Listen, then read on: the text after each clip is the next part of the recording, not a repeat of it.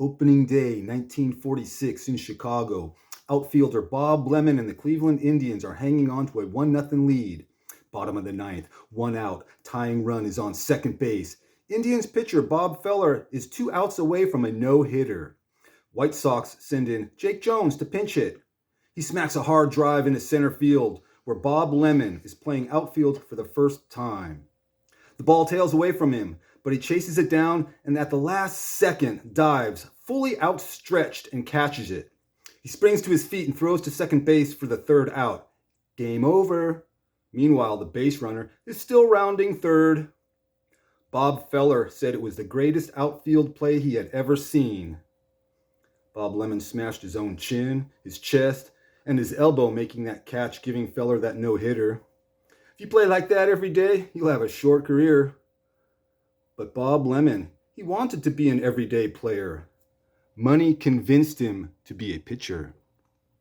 Robert Granville Lemon, nicknamed Bob, Hall of Fame pitcher, MLB debut 1941, born and raised in Southern California.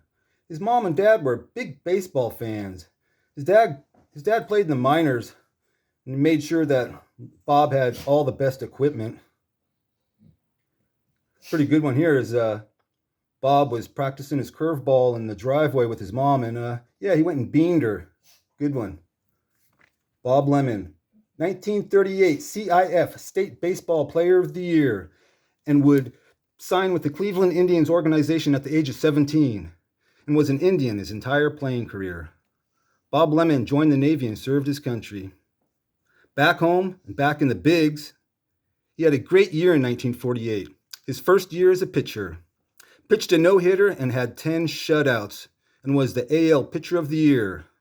He pitched in 2 games of the 1948 World Series, winning them both, helping the Indians to their first championship since Duster Mayles and the boys did it in 1920. 7 straight All-Star appearances, 7 times a 20-game winner in a 9-year span, 3-time Pitcher of the Year, 2-time Cleveland Indian Man of the Year. Bob Lemon had his best year in 1954. He went 23-7 and was one reason the team won 111 games and went to the World Series. My dad got his autograph in 1955 during spring training camp. Bob Lemon, he was a hard-headed, hard-working man, but soft-spoken with a cutting wit. I read he was a devoted family man who spent long hours at the bar. Now think about that a second, while I tell you about a new segment on the show called Here's My 2 Cents, brought to you by The High Life. It's a way I can go off script and do my own personal commentary, excluding my brother Ed of any liability as I fly off the handle and go rogue. Previous shows when I have done this, Ed would get really upset because he takes a lot of time bashing my half-baked stories into shape. Him being a Harvard grad and a published author, and me failing my online courses at the University of Phoenix. In my last video, I missed one word. I just didn't read that one word. I missed it. The word umpire. And the meaning of the story was lost. So I do understand his frustration. Now, back to the story. Here's my 2 cents. How can you be a devoted family man and spend long hours at the bar? Is it possible to do both? The way I see it, any time spent at the bar is time that isn't being devoted to the family. Unless you have a bar in your kitchen. Super.